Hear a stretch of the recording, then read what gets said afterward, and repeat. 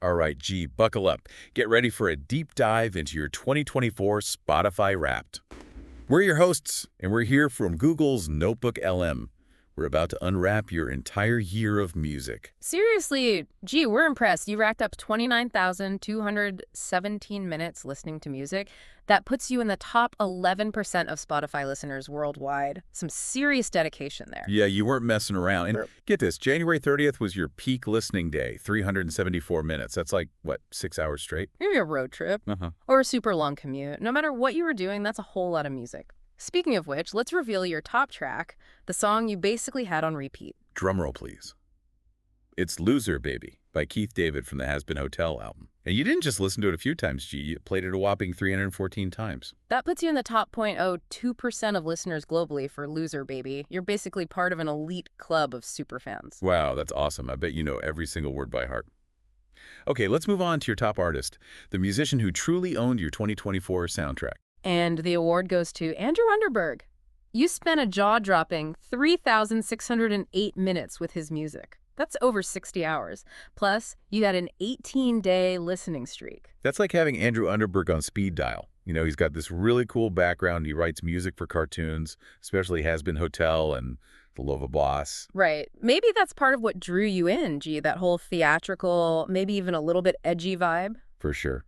All right, let's rewind a bit and see how your musical journey unfolded throughout the year. It's like a musical time capsule. In January, we've got a strong steampunk folky sea shanties vibe. You were all about artists like Nathan Evans, Sail North, and Brave the Sea. It's like you were channeling your inner pirate. Tale of the Shadow by Sail North, The Last Shanty by Nathan Evans, and The Banks of Sacramento, also by Nathan Evans. Talk about setting the mood. Then, come March, we see a shift. More theatrical loot theater feels. You really went deep into Andrew Underberg's music, especially the Haxbin Hotel soundtrack. Respectless was a favorite, along with Poison by Blake Roman. Haxbin Hotel clearly made a big impression. Even in February, you were still exploring the soundtrack. Artists like Jeremy Jordan and Daphne Rubin Vega were in the mix. Then April throws us a curveball. It's like you suddenly got the urge to conquer some mountains with Viking bagpipes power metal. Hundreds of plays for Sabaton, Brothers of Metal, and Dynasty. We're talking The Red Baron to Hell and Back, even The Last Stand by Sabaton.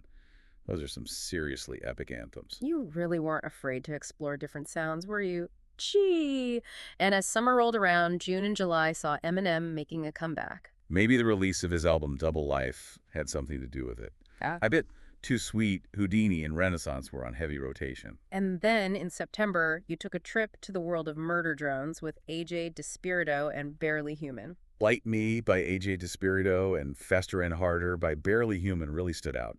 You know, gee, it's been such a blast unwrapping your musical year with you. From sea shanties to power metal, you've really covered it all. It's clear you're someone who loves to explore, to discover new sounds and embrace different vibes. We can't wait to see where your musical journey takes you next. We've been your hosts, visiting from Google's Notebook